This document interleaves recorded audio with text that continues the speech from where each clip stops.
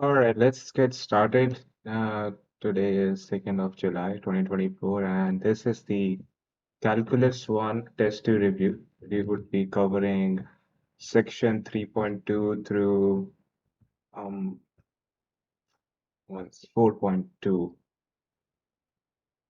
So let's get started. Just give me 1 second to share my screen.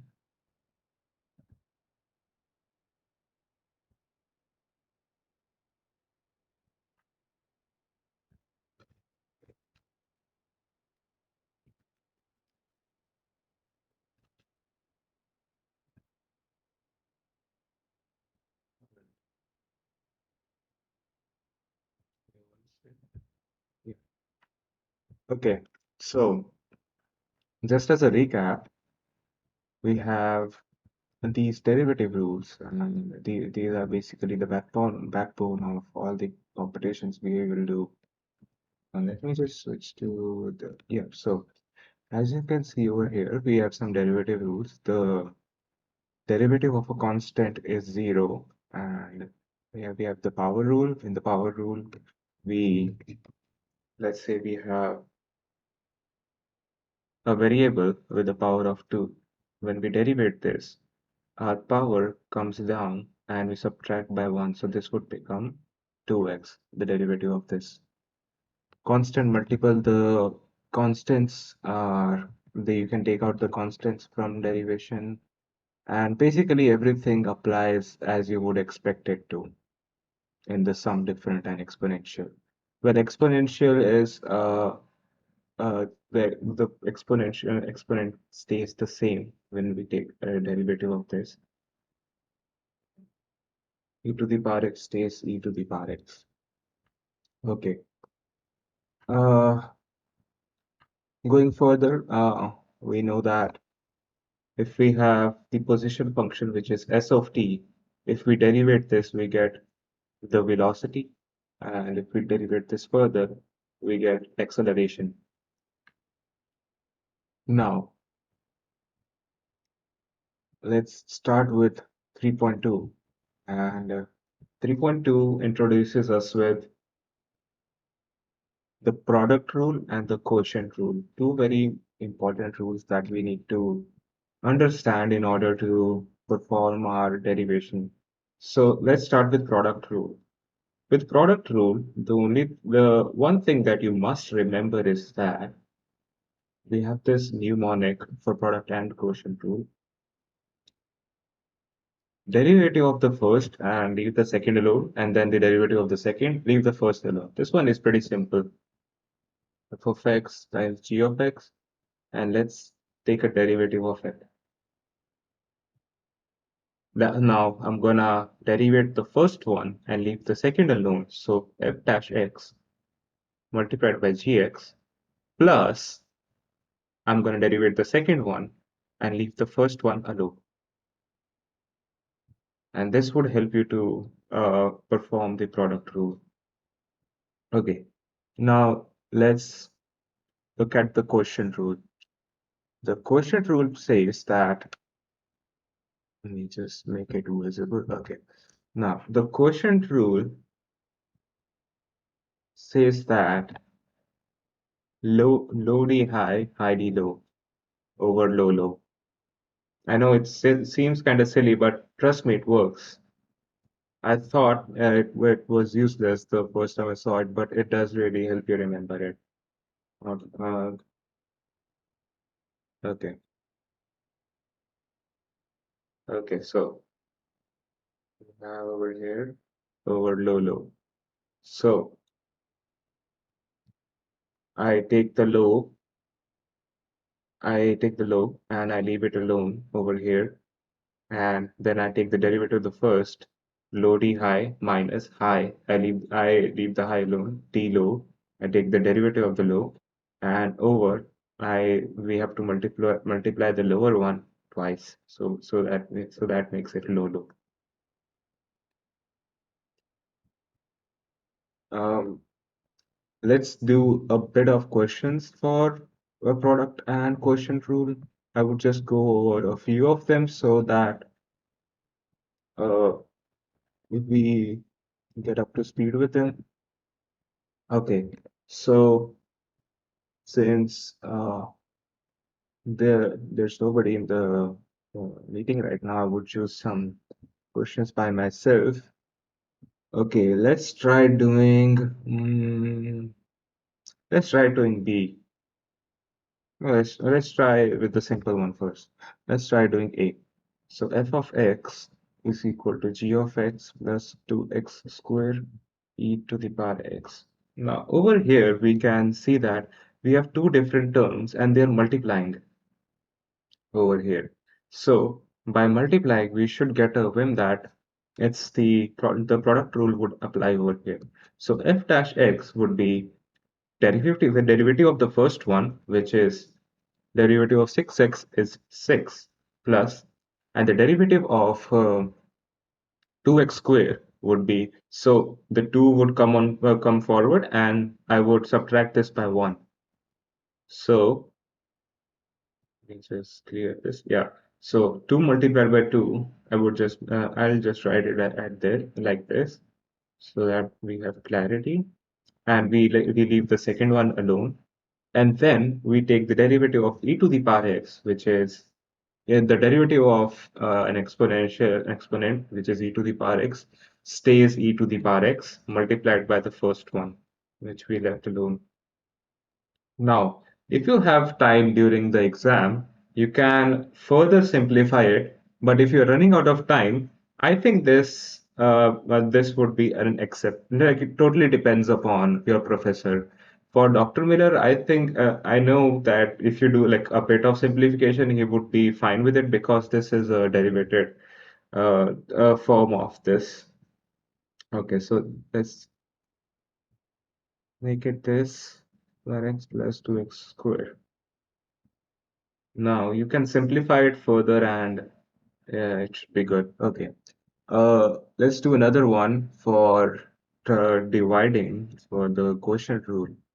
So this would be 2 plus x squared and 2x minus 3. Now, the quotient rule, remember, it says over here, low D high, high D low over low low. So low, I'll take the low first. Low D high. D high means the derivative of the higher one. So 2x plus x squared derivative, which is the derivative of 2 is 0 and the derivative of x squared is 2x minus, remember there's a minus over here, not a plus. The plus one was in the product rule. Low D high, high, so we would take the higher one. D low, so derivative of the lower one, which would be 2 over low low. So low low would be this multiplied twice, which is a square. Now let's simplify it, which would when this becomes 4x squared minus 6x my and if we multiply 2 over here, this becomes 4 and 2x squared, but we have a minus over here, so this becomes minus 4 minus 2x squared. Okay, and on the below we have 2x minus 3. All right. This should do for quotient and product rule. Let's now look at the other section. Now we get to the derivatives of trigonometric functions. Now, the way I like to remember them is that the ones that start with C would have a negative in front of them. Let me just show you what I mean by that. So let's say we have sin x, cos x, tan x, cosecant x, secant x, and cotangent x. Now, identify the ones that start with a C. This starts with a C, this starts with a C, this starts with a C. That means that there would be a negative in front of them.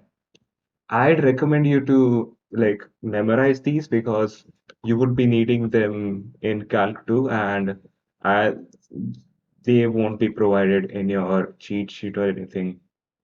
And I think that even in your exams, your professor might, your instructor might not provide you these in the cheat sheet. So sin x is cos x. Cos x is because this has a minus sign, minus sin x. Tan x is secant square x. Cosecant x is minus cosecant x cot x. Secant x is secant x tan x. Cotangent x is minus cosecant square x. And these are our trigonometric values, our trigonometric and the derivatives of our trigonometric functions. Going back to our PDF, our review guide, we have a few Pythagoras identities. Now, the way I remember those are, let me just show you. Yeah. So we have sine, cos, tan, cosecant, secant, cotangent, right? So the way I remember is that I match these, then I match these, and then I match these. So bringing this over here, sine, this would be sine square x plus cos square x equals 1. Only this is the one that has a plus in front of it. The other c's, when I match them, which is cosecant square x minus cotangent square x equals 1. And then the thing we have left, the secant and tangent, which is secant square x minus tangent of square is equals to 1. This is how I remember the Pythagorean identities. Unit circles. Well, you'll have to memorize unit circle values sooner or later. Uh, I have a pretty, I have a the way I learned it during my high school was I make a table during the beginning of my test, and with this method I have to just remember 3 or 4 values and I can fill up the whole unit circle table. So my so this is for 0, and I have pi over 6, which is I'll just write 30 degrees over here, 45, 60, and the last one is 90. And we have sine, cos, cos, tangent, and then we have the uh, opposites of these, cosecant, secant,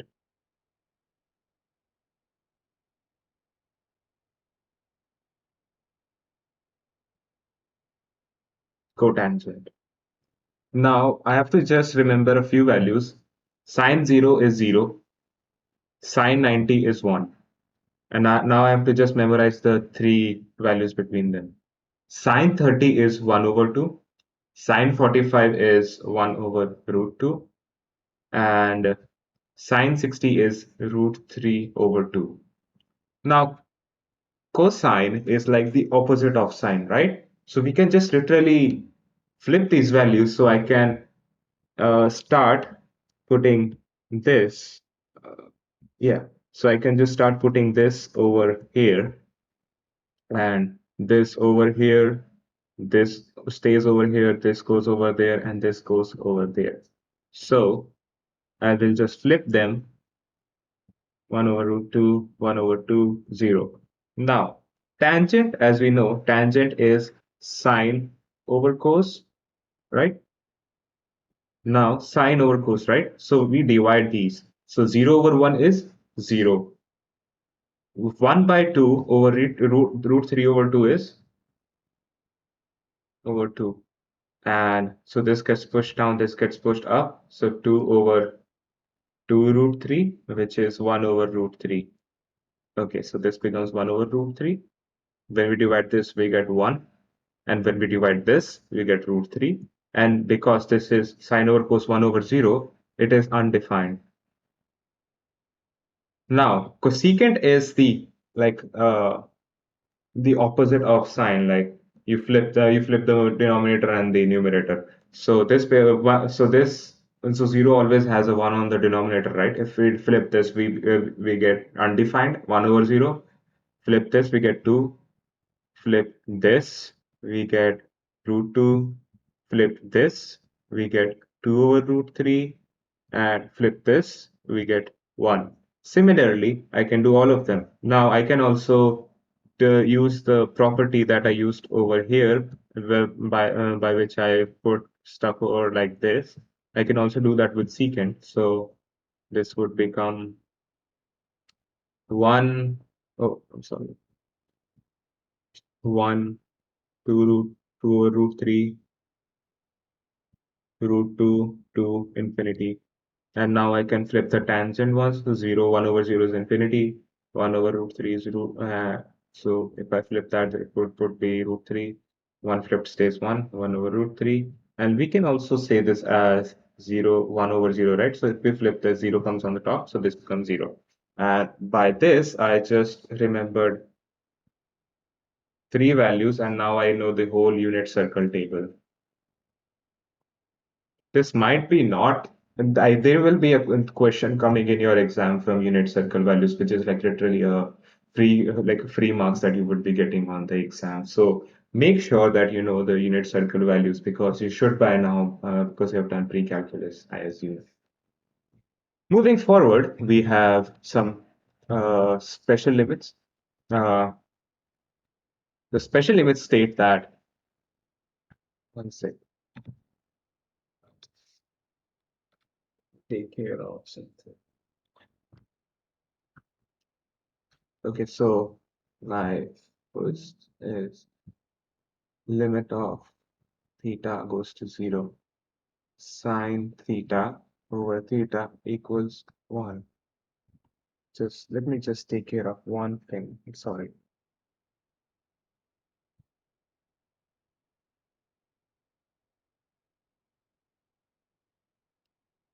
All right. Sorry about that.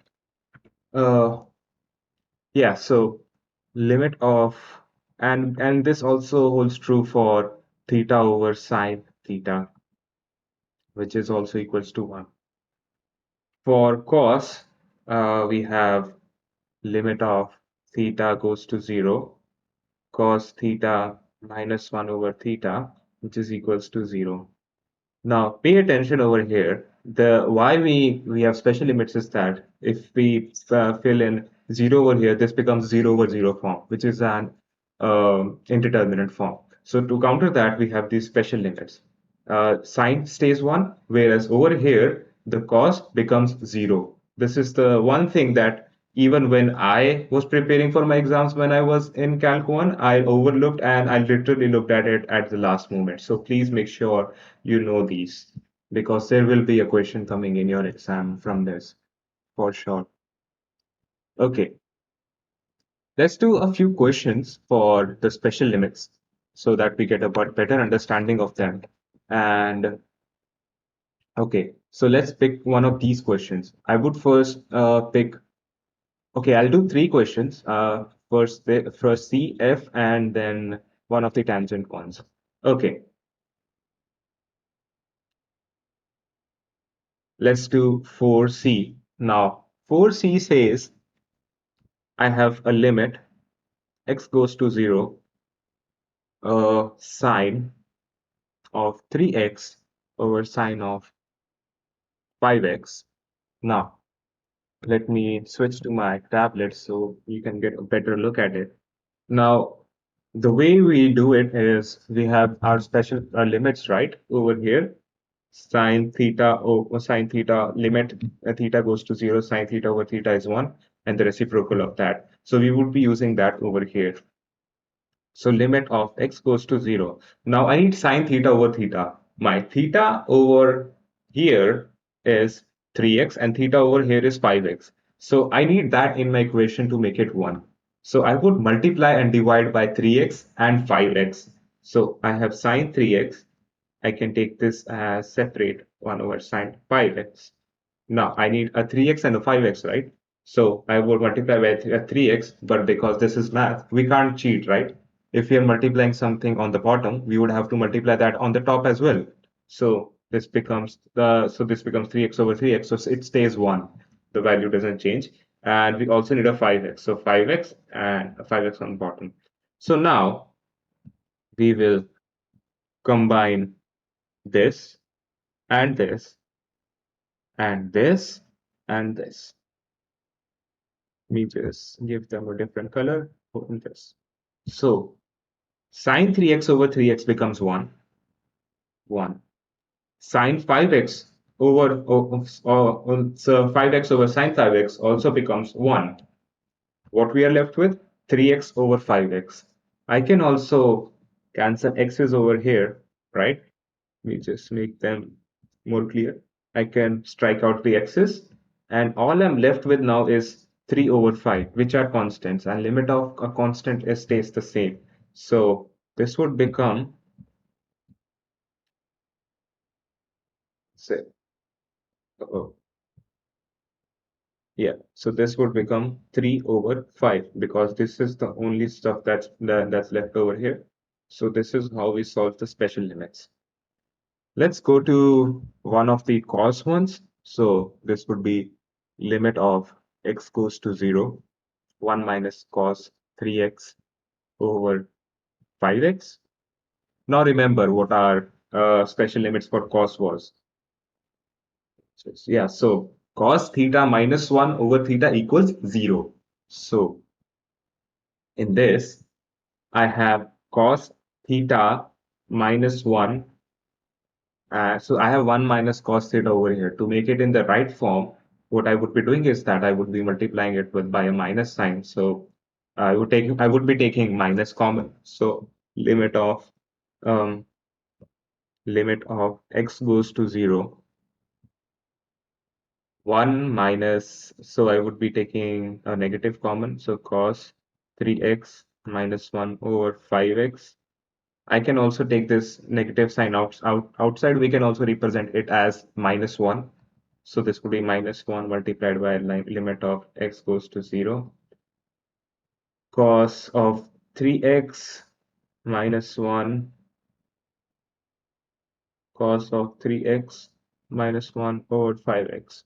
Now our theta over here, so we need the theta, this theta and this theta to be same, right? So we have 3x over here and 5x over here. We need a 3x, right? So we multiply and divide by 3 because we already have the x. Or maybe, or even, you can even just like multiply by 3x, just the theta inside. It doesn't make a difference. So I would multiply this by 3x on the top, 3x on the bottom because this is math and we cannot cheat. And this becomes 0. So, and we can cancel this one. And so this becomes now,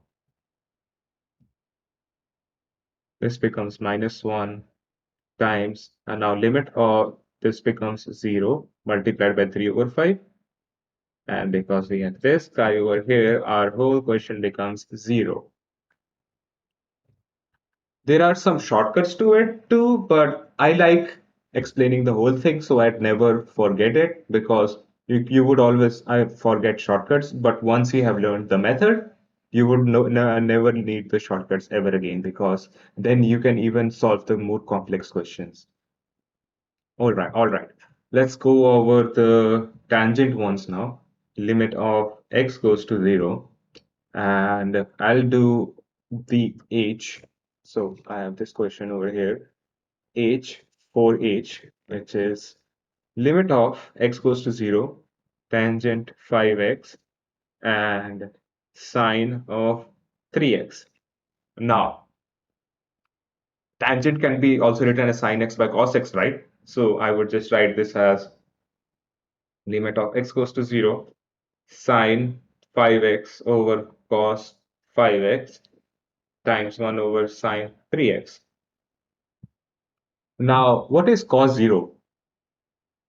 we look at our the unit circle table that we just made. Cos 0 is 1, right? So that doesn't pose me with any problems while putting 0 in there because it just becomes a 1 and doesn't become a 0. Okay, so now what I need is that I need a 5x in the denominator for this and the 3x in the numerator for this. So then that is what I'm going to do. Limit of x goes to 0. 1 over cos 5x, I leave that alone, times sine 5x over 5x times 5x because I can't just multiply in the denominator, and then I have 3x over sine 3x times 1 over 3x. Now this becomes 1, this becomes 1, this becomes 1. What are we left with? I'm sorry, one sec. Uh, this becomes 1. These three become 1. We are left with 5x over 3x, and we can strike off the x. So we are left with 5 over 3. And that is our answer, how we solve this type of indeterminate form. It's a special limit. All right, uh, back to our review. We have the chain rule and the power and chain rule, exponential chain rule. And these are very, very important uh, because they are basically the building blocks of your,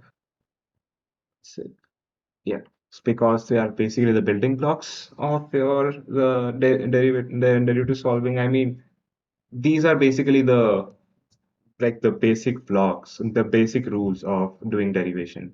Okay, so chain rule.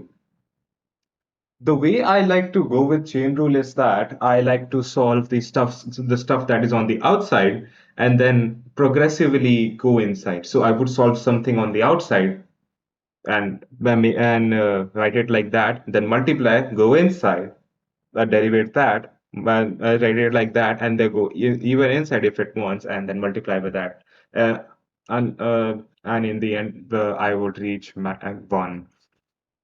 Okay, so chain rule is let's say you have d over dx f of g of x.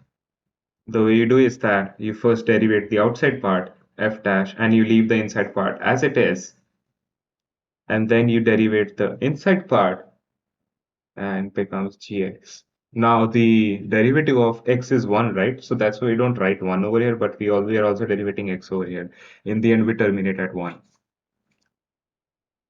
Power rule. Power rule is basically, so let's say d over dx, right?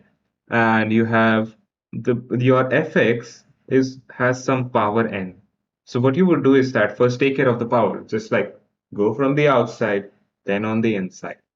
So we would take care of this power and f of x n minus 1, and then you derivate this one, so it becomes f dash x. Exponential and chain rule. So let's say you have a function in your function as the power of your exponent. So d over dx e to the power fx, right? Earlier we had this e to the power x and it stayed e to the power x. Let's find out why. So let's derivate this and we would get e to the power f of x because it stays the same, and then we take a look at the power and derivate that, so it becomes f dash x. Now let's imagine our f dash x is just x. So this would be written as e to the power x, and e to the power x stays the same. So I'm first dealing with the outside, then I'll go to the power, and x becomes 1. So that's why e to the power x stays e to the power x. And the journal exponential. Okay, so for any exponential that we take, like a general exponential, we have like any number to the power of something, like that's something that's not the exponential function, uh, something that's not the exponent. So this would be d over dx b to the power of f of x. So this becomes b to the power f of x times Now we are going from the outside to the inside, right? So this would become, and whenever we take this, we have to write ln of b, and then we take the derivative of the power. Now, this can also be written as this, but instead of b, we have e, right? And the log of e is 1. So that's why we write it like this. Like, that's why we say that the derivative of an exponent stays the same, because even if we take, let's say that if we had e over here, then we would, let's say we had e over here, then this would become log e. And as we know that log e is 1. Let's move forward. Natural log, by the way. Yeah, natural log. Okay. Let's do some questions for chain rule. Uh, let's see. Okay. Uh, let's first do some. Let's first do some chain rule, and then I would tell you a trick to solve the unit circles on this. I'm not really a trick. I mean, it's just how I do it. Okay. Let's do the chain rule now. Let's do 8b, which states that f of which is a question that tan x f of x equals to tan x 8x squared plus x. Just give me one sec. Okay. 8x squared plus x. Now, if we take a derivative of that, we are going, remember, this is chain rule, right? We are going from, we have a function within a function. We don't have like x inside of it. It's not tan x. We have a function inside of a function. So we are going from outside to the inside. So this becomes, so the derivative of tan x is secant square x, secant square, and the x is just basically what's inside of it. So it becomes 8x squared plus x, and then we're going inside of it. So multiply, and in the inside we have 8x squared plus x, which is 16x plus 1. And this is basically our answer. It's as simple as that. Let's take one more.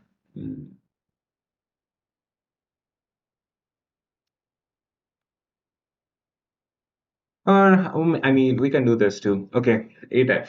8f is f of x equals tan.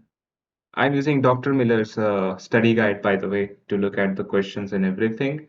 Uh, he should have he would have all the solutions to these problems and these reviews on your iCollege. Okay, so we are going from outside to inside, right? On the outermost thing, we see that we have a power over here, then we have a function over here, and then we have another function inside of it. So first, let's deal with the power. So that power reduces by 1 and goes into forward, so becomes 4 tan 3 cube, because like 4 minus 1 is 3, 4x. Now, going deeper inside the power, we have the tan function, that and the derivative of tan is secant square x. Now our x is 4x, right? Going even further deep, we have 4x, right? The derivative of 4x is 4. And this is basically how we will do chain rule. Now, as I said, let's do a few unit circle values, because there's literally free marks on your exam. So let's do sixth, and let's do the one that's not in the 0 to 90 range, 0 to pi by 2 range. Let's do sixth of 8, and we have tan 5 pi over 6. The way I do it is that, okay, the way I do it is like let's convert this to degrees.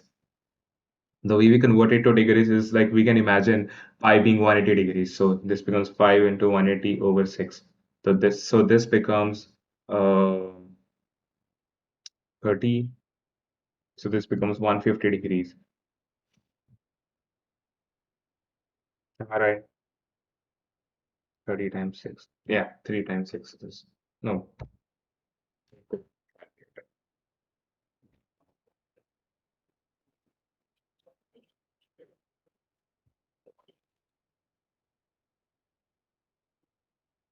I was correct. Okay.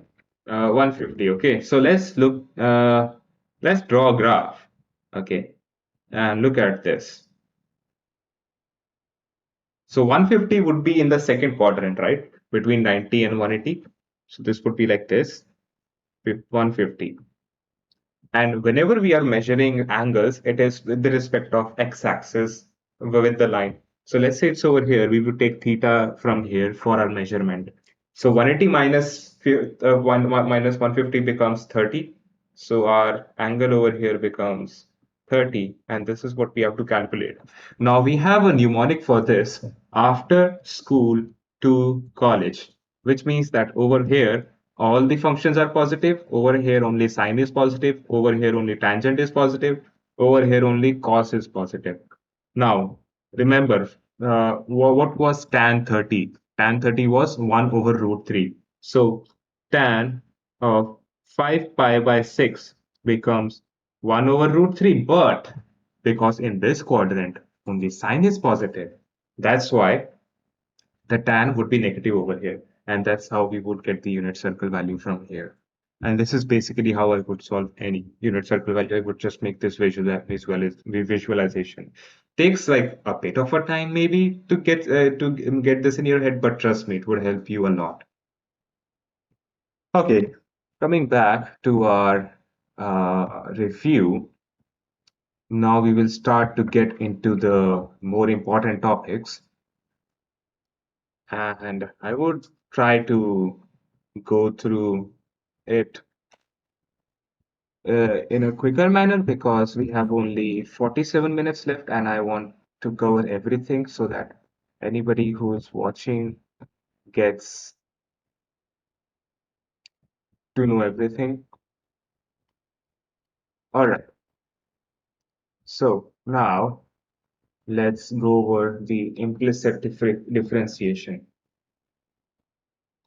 For implicit differentiation, I would just, so like, let's say you have a y, you just mark that with a y prime, and we have to take stuff common. And this would, I think, be best shown by doing a question. So let's pick a implicit differentiation question. Let's pick B, 9b. Okay, so 9b is 5x to the power 5 minus 5x to the power 4 y cube minus 2y square equals xy, x times y. Okay, now let's just do the differentiation of everything. So the differentiation of 5x squared would be 25x to the power 4. Over here, we will use product rule. So this would be, first we will take a derivative of 5x to the power 4. So that would become 20x cube, and we leave the second alone. Now, let's put a huge bracket over here and take this common so that we are not messing up with the negatives and the positives. And plus, so when we take a derivative of this, it becomes 3y squared and y prime, which I also refer to as y dash, y prime. Close this, we are done with this. Now we look over here, minus, let's put a bracket, again a bracket over here. This becomes 4y times y prime. Because we are doing dy over dx, right? Our differentiation, it's not dx over dy, and we are derivating it with respect to x. So that's why y has a phi prime over here. And when we go over this part, we again apply the product rule. So we leave the y alone and derivate the x, which is just 1. 1 times, sorry, we don't have a prime over here. Yeah. So which is just 1 times prime, 1 times y plus y. So we are taking a derivative of y, which becomes y prime times x. So now my job that it's done with derivating. Now I must bring the stuff with the y prime on one side and the stuff without the y prime on the other side. So what I'll do is that I'll keep the stuff with y prime on the left and the stuff without the y prime on the right. So let's see the stuff with the y prime, okay? So the negative over here would make this also negative and over here also negative. So we would have, so we look at stuff that has y prime. We see that uh, this is y prime, this is y prime, and this is y prime. So now let's take the first one, minus 3y squared y prime, and then minus 4y y prime. And then we have over on the right hand side, we have y prime x, which would become negative when we bring it to the other side. So this would become minus x times y prime. All right. And on the other side, we have 25x to the power 4, which would become negative because it goes on the other side. I brought it to the right hand side, so this becomes minus 25x to the power 4. And we also have minus 20x to the power 3, this one. But because it goes to the other side, it would become positive. So plus 20x to the power 3, or y to the power 3. And now we have just y left over here, which is just y. Now we will take these common. Oh, I'm sorry. And we would take these common. So now this becomes y prime minus 3y squared minus 4y minus x, which is minus 25x to the power 4 plus 20x to the power 3 or y to the power 3 plus y. And we would just bring this down. So this becomes y prime equals minus 25x to the power 4 plus 20x cubed y cubed plus y. So this becomes minus 3y squared minus 4y minus x. So basically, I just derivated, then I bring the stuff with the y prime on one side and without the y prime on the other side, and then I take the y prime common and I just move everything on the bottom. That's basically what you would do in implicit differentiation. Now let's go to the next part, which is our log differentiation. Now, the thing you need to know with log differentiation is log of like natural log of x derivated is 1 over x times x dash. So x prime which is 1 in this case. So let's say if you have a function inside of it, this would become 1 over f of x times f dash x when the derivative of the thing was that was in it. So basically we are using chain rule over here. We are first dealing with the log and then we are going inside. These are some arc trigonometric values that you would need to know, the inverse functions. So basically just 1 over under root of 1 minus x squared, and we have r cos x, which just puts minus 1 in front of it. And this one, my friends, this one is the most important one out of the three: arc sine, arc cos, arc tan. I know that Dr. Miller loves to put this in one of his tests. And so, so please remember this one if you are going through this. So this would be 1 over 1 plus x squared. And you take if this is the function, you take and the derivative of the multiply and take the derivative of the function. So it basically becomes a um, yeah, basically chain rule. I would do this, and let's first go over the log properties. So log properties are remembered from college algebra course. We have some log properties. Log of a times b, you can separate the out. If it's a over b, then you can put it in minus. These are very important. You need to know these. Log of a to the power b, we can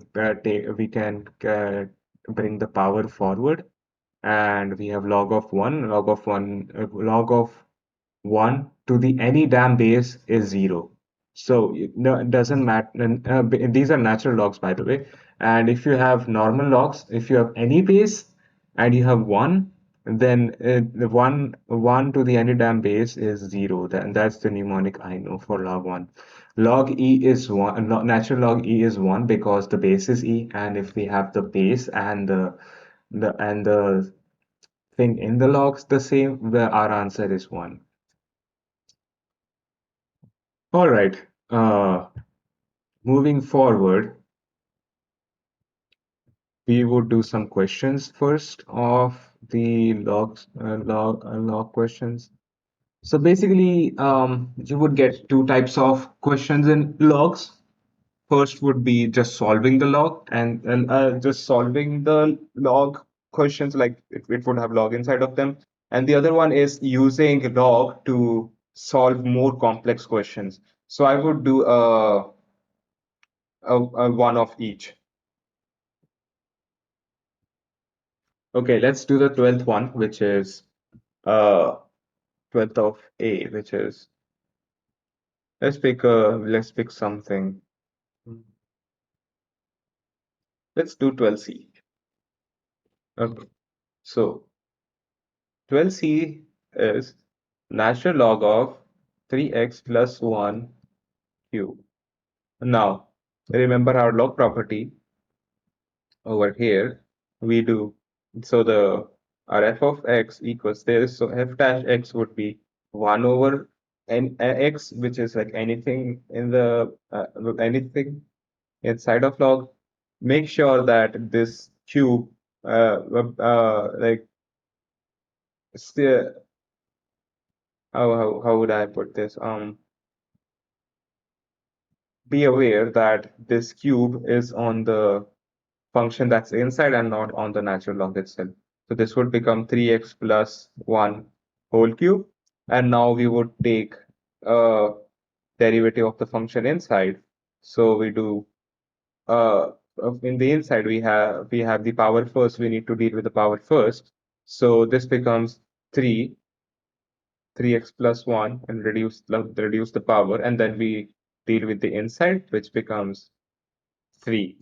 3x becomes 3 and 1 is 0.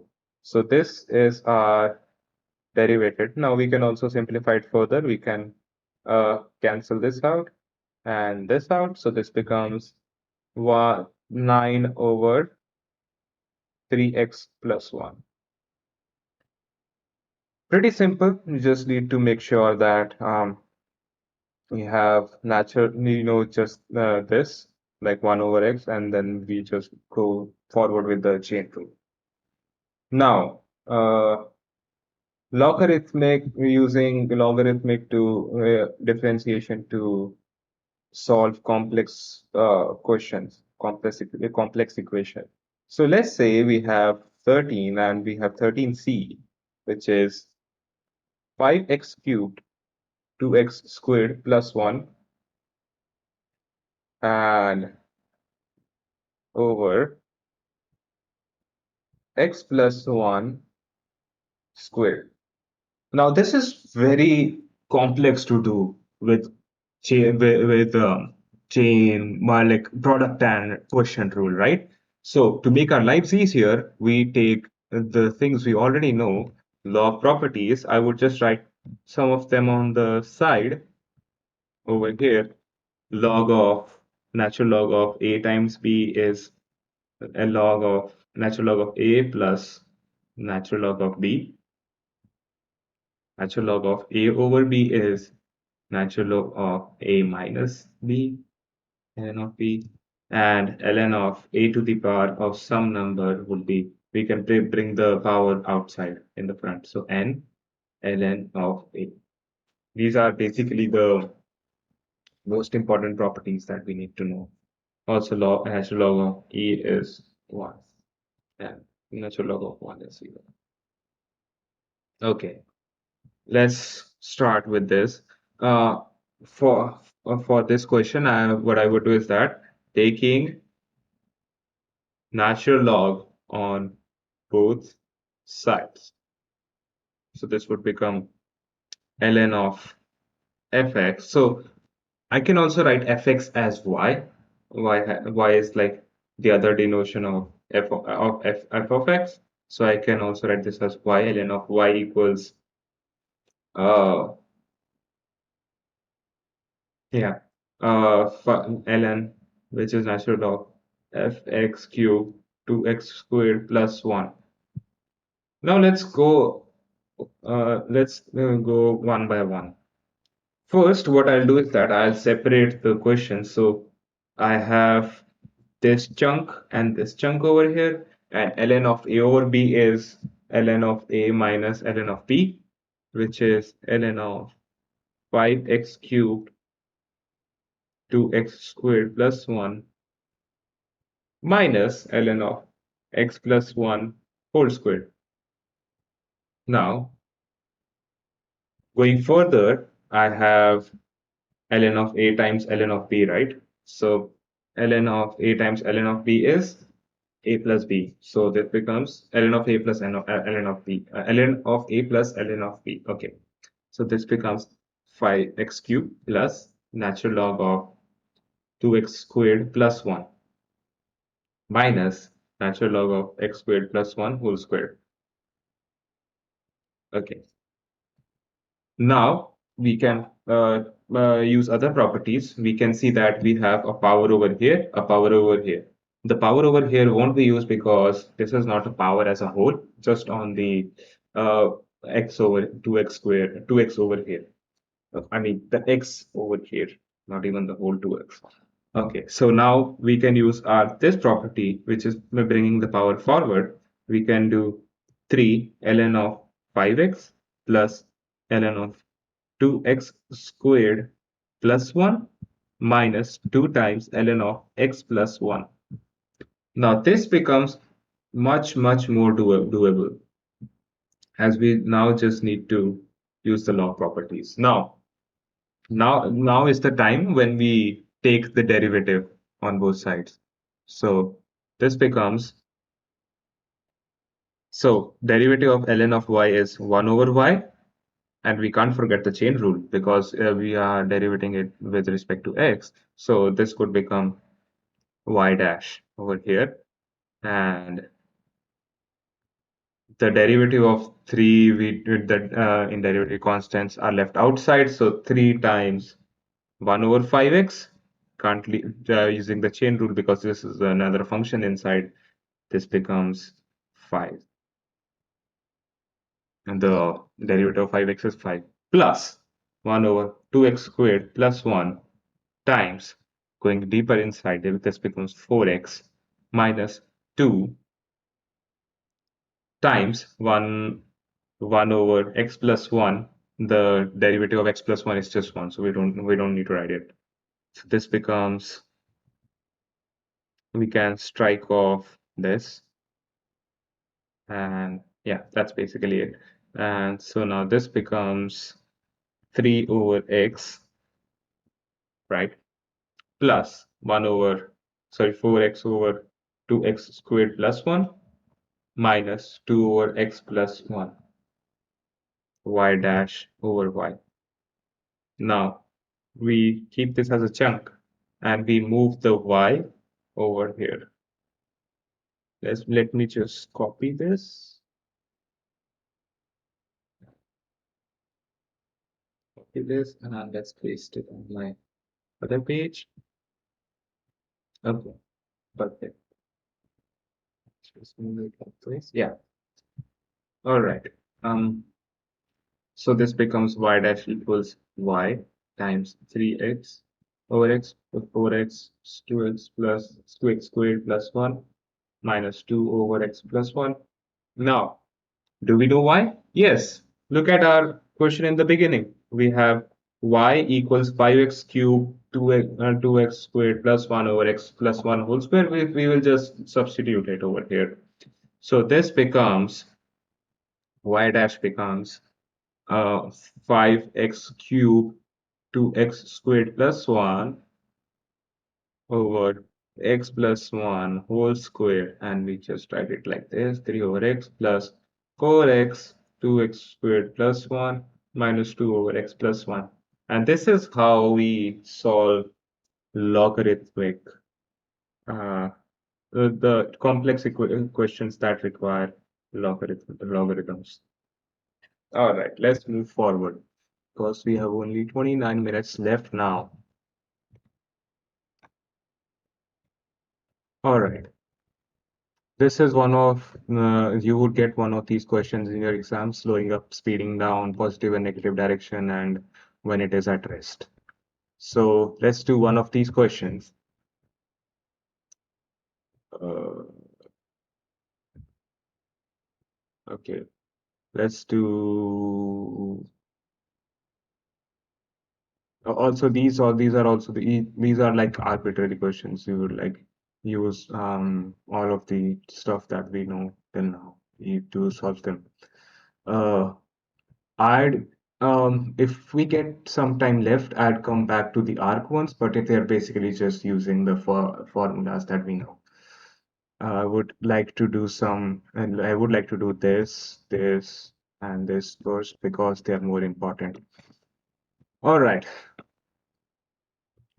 so let's pick a question. Uh, let's pick 19. Okay, 19 says that an object is moving along the x-axis, its position at each time for time equal greater than zero, because time is always greater than zero. We can't have negative time. Is given by a function st equals t cube minus 6t squared. So perfect. We are given with a position with a like a distance time function, and we can derivate that to get the velocity, and we can derivate that further to get acceleration.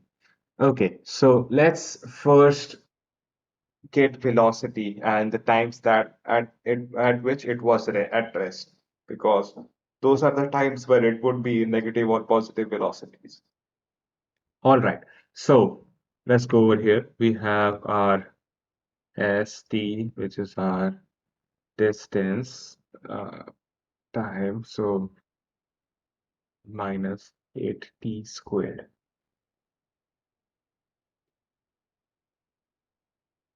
Give me 1 second.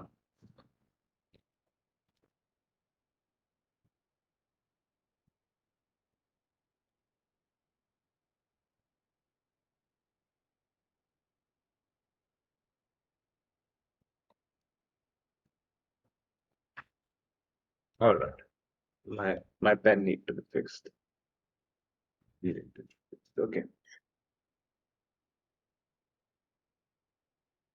let's try this. 19 is t cubed minus 6t squared. So this becomes, let's go to our tablet, and over here we have, so we can, if we take derivative of distance, displacement, I mean, it's this one is distance, it becomes velocity, and then if we take a derivative of that, it becomes acceleration. So we have, so if we take derivative of this, which is velocity, we get 3t squared minus 12t, right? And we need to find the times at which it was rest, or basically at the times where the velocity was flipped, where when it was going in a positive direction or in a negative direction. So now we get let's to find the at the times that it was at rest, we just equate it to zero. So this would become 3t squared minus 12t equals 0. So we can take t 3t common, 3t, we get t minus 4. Am I right? 3t, t minus 4. Okay. Yeah, I'm right. Okay, so this because so we get two numbers, we get 0 and 4. Keep these in mind. Now, draw a line from here. Let me just get rid of these. Draw a line. Time always starts at 0. Time never starts from negative number. And we have the other number as 4. Now, let's take this. Uh, Pick a number between 0 and 4. Let's pick a simple number, 1. If I put 1 over here, this stays positive. but this becomes negative. Positive times negative is negative. So this is negative. The object is moving in the negative direction. And after 4 seconds, when the number is bigger than 4, this would become positive. So positive times positive is positive. So this would become positive. Now, we need for speeding up or slowing down, we need to have additional information. This is just basically when the object was at rest, and this is the direction, the velocity direction at these time frames. So now let's take the acceleration. The how do we find acceleration? We just derivate the velocity further. So we take this, bring this over here. Now S dash dash t equals v dash t, which is equal to 80 acceleration, which is equal to 6t minus 12. Now to find the times where the acceleration switched, we can equate this to 0 minus 12, 6, 6t minus 12 equals 0, which would give us a number 2. We can come back to our line over here. One sec.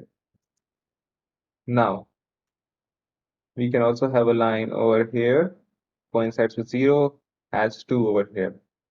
Let me actually bring this line down over here. So now we have we have a velocity line and an acceleration line. The both of them start at 0. One of them has 2 and 4. Draw, like put them on the bottom and top together. This is velocity, this is acceleration. So as velocity stays positive over here, sorry, velocity stays negative over here, positive over here. Acceleration stays, let's see, if we pick a number less than 2 and put it over here, we get a negative number. So 0 to 2, it stays negative. Well, bigger than 0, it's positive and positive. So basically, we get 3 intervals. Now, pick the intervals. Whenever they have a like sign, like negative negative or positive positive, that is the time when the object is speeding up. So this would be 0 to 2. So speeding up would be, let me take everything on the bottom, copy and paste. All right. So the speeding up would be speeding up, speeding up. So this would be when we have the similar signs. So we have negative, negative, positive, and a positive. These are the time frames when these are the intervals when it's speeding up. So this would be 0 to 2, union, 4 to infinity. And slowing down would be from 2 to 4.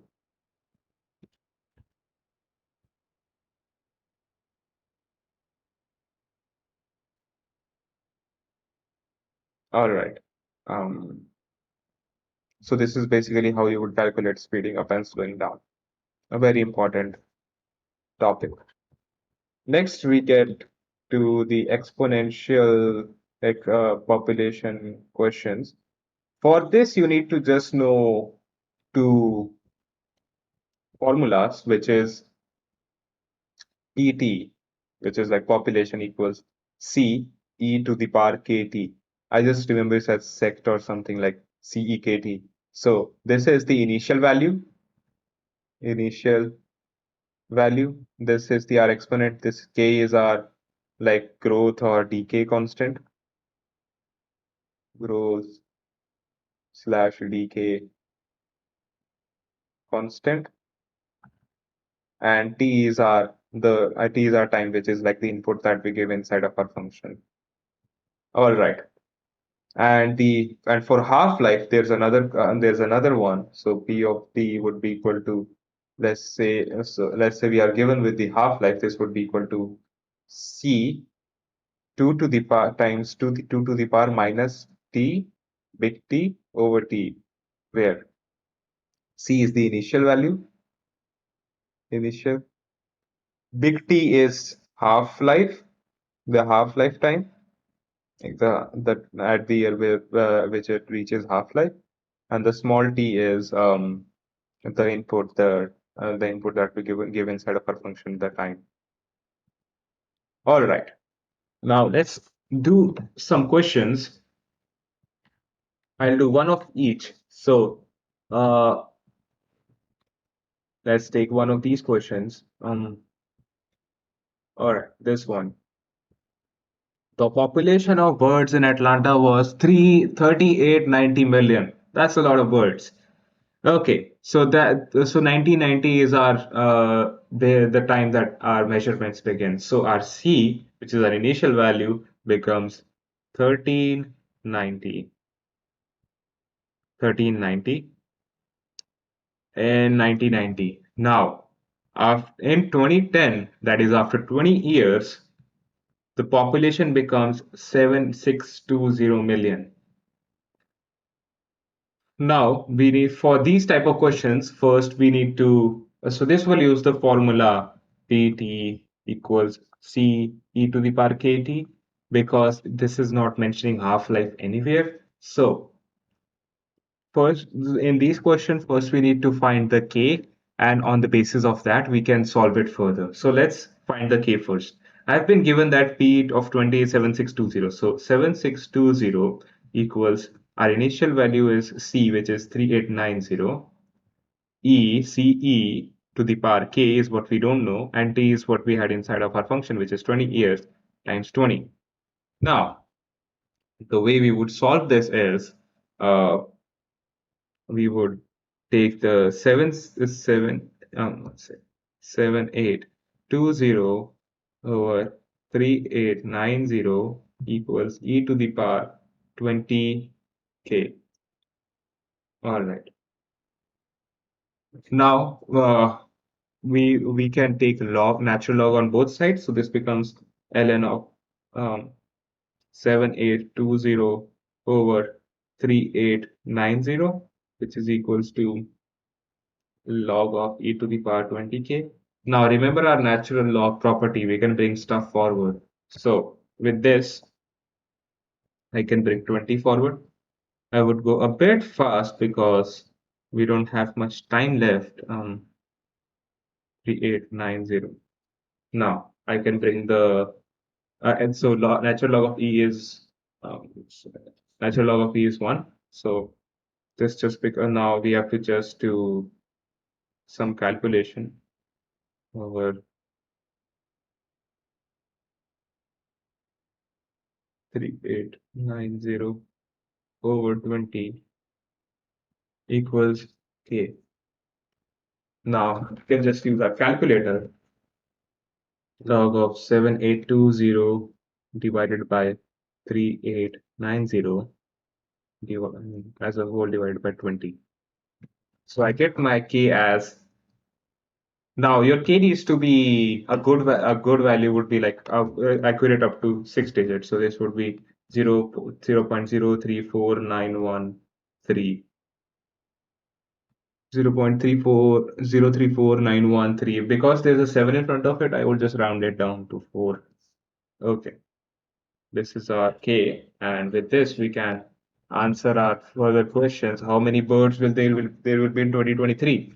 Our initial time was 1990, right? So that's after 33 years. So basically we need to find P of 33. So this would become, our initial value is 3890, 3890, and our C e to the power k, k is 0.0349914, say C k t, t is 33, 33. Okay, so we just put this in our calculator. 3890 times e to the power 0.0349914 times 33.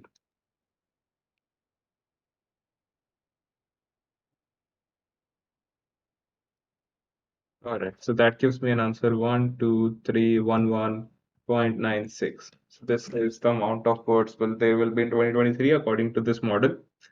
And we also get what by what year there will be 800 million birds. So we can just put 800 over here equals C, which is 3890, e to the power k is 0.03491, and we have to find t.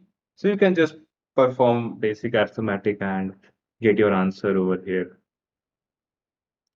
I would move forward to the half-life, and after that, I would have to do the finding the critical points and the other one. So half-life is our formula is pt equals 2 to the power e2 c 2 to the power minus big T over small t. We just confirm this formula. It's T. All right. Yeah.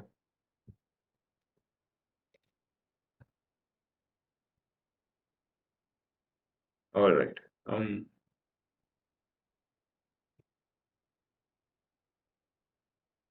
Okay. So our question is the half-life is we have been given T is 3210 and our C is 100. Find a formula. So our formula becomes P of T equals C 2 to the power minus 3201 over T. C is 100. This becomes 100 uh, times. Okay. Um, how much will you have after 6,000 years? So we just need to plug in 6,000 equals 100 times 2 to the power minus 3201 over 6,000. And my answer, I can just put it in my calculator. This becomes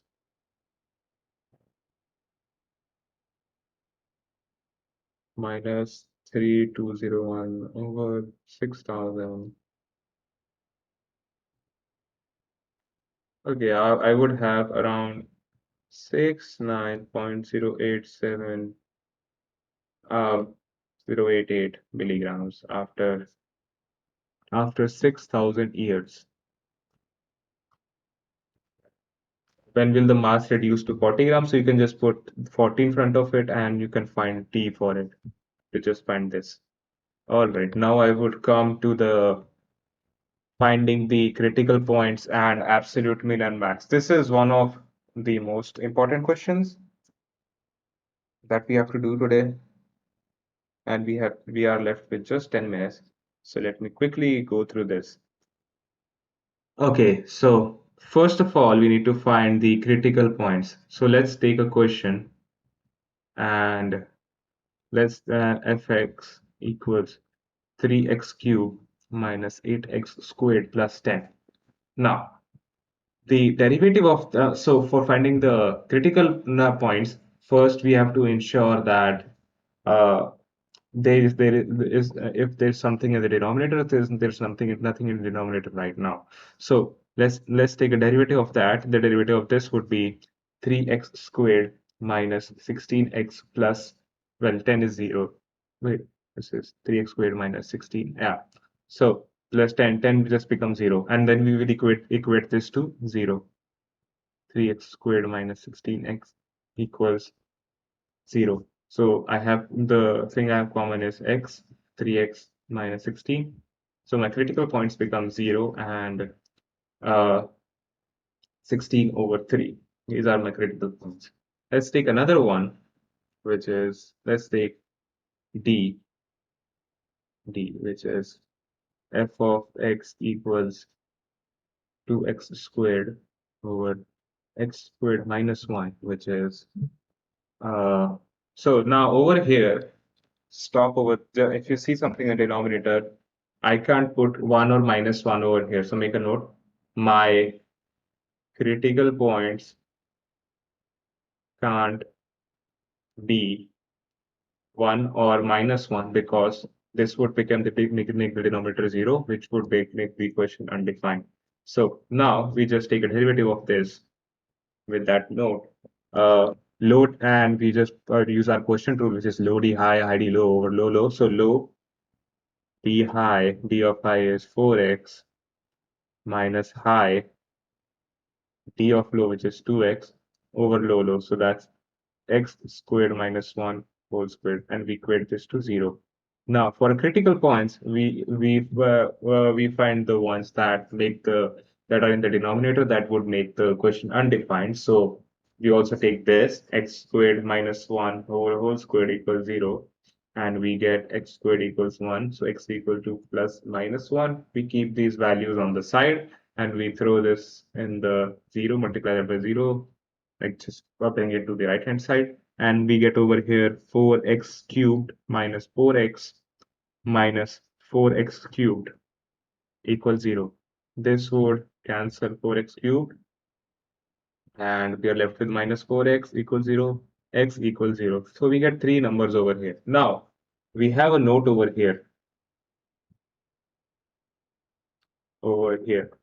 My critical points cannot be 1 or minus 1 that I made in the made before starting. So so these get rejected, and my only critical point is 0. Now, using critical points, you can find the absolute maximum and minimum of the questions. So let's say if we take 24a. Now, 24a would be f of x equals 3x squared, 3x cubed plus 8x squared plus 10. From here, we found that the critical points are 0 and 16 over 3. So our critical points are 0, 16 over 3. And we are given the endpoints of the question, which is minus 3 and 3. Now, the way you would do is that first you would find the critical points, which is you would equate it to 0 and find through that, or if after derivating, like on the bottom, if it is making the equation undefined, you will equate that to 0 and find the critical points through that. Now we have 4 points to test, which is f of minus 3, f of 3, f of 0, and f of 16 over 3. Basically our endpoints and the critical points that we got. Now we do nothing. We just plot it. We just plug it into our initial question. So which is 3 times minus 3 to the power to the power of. We just quickly calculate it. 3 minus 3 to the power of 3 plus 8, 3 minus 3 to the power of 2 plus 10. Okay, so this would be 1. Now I just need to change the values on my calculator and find it. 163. Oh, 1 second. I have made a mistake. I have put the minus in the wrong position. Just give me 1 second. Okay, so this becomes minus 143. Let me verify.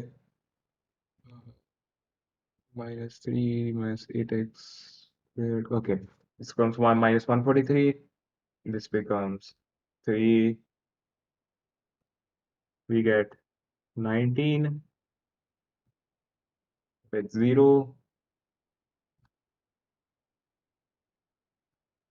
We get 10. I mean, it was 10, yeah. 16 over 3. 3.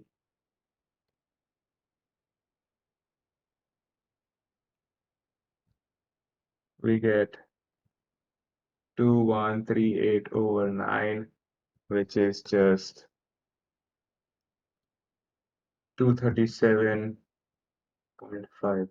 So lowest value is this, and the highest value is, oh, I'm sorry. Our highest value is this, and our lowest value is this. So my absolute minimum becomes f x equals minus 3, absolute min, and my absolute max becomes f of uh, 16 over 3. Let me just verify with the solutions that I have. Was that done something wrong? It was.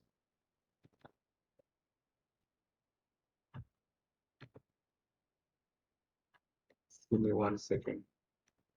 Look at the solutions I have here.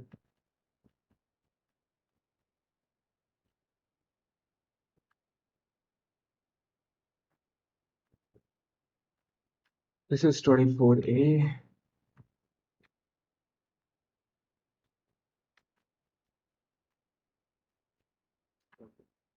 24.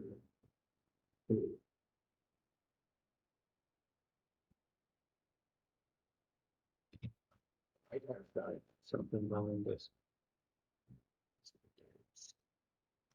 That's one minus. That's minus over here. See, a minus can change your whole question.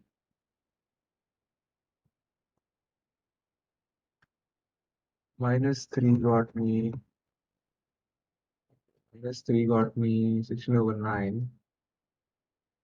16 over 9.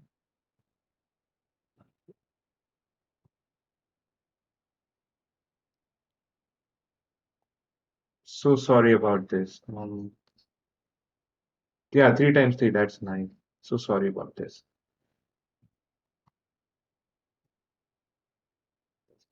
9. 9 over here. 9 over here. So sorry about that. Apologies for that. All right. Let me just calculate it.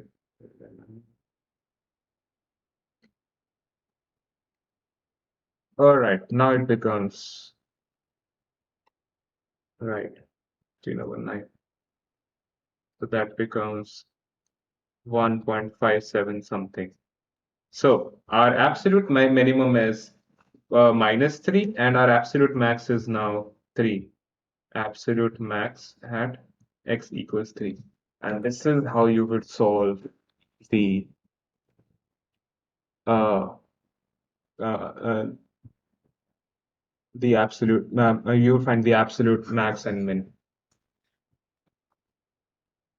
All right. Also, you would get some questions of finding the type of over here. Like, so for this, just find, so the endpoints cannot be local max or min, but they can only be absolute max or min. These can be absolute max or min or local max and min. So this is absolute max. This is local minimum. This is absolute. So you can identify them with valleys and hills. So valleys are local mins and the hills are local maxes. So this becomes absolute. This becomes local max. This becomes local min, local max. This is absolute max and this is absolute min and local min, and this is just nothing. Going forward, we have Rolle's theorem and mean value theorem. I don't think so. They would be coming in the exam, but it's good to look at it. Just says that if you have a function which is continuous on the interval a to b, uh, you would have a function that is continuous on the interval a to b, including a differentiable at a to b without excluding a and b. And if you and the uh, a f of a is equals to f of b. This just states that there would be some number that would be touching the x-axis, which would make f of c equal 0. Mean value theorem is just basically that, but we would be just calculating some number that would be f of b minus f of a. And with that, uh, this should be our review done. All right, thank you for watching. I would need to head out now. Thank you. Bye.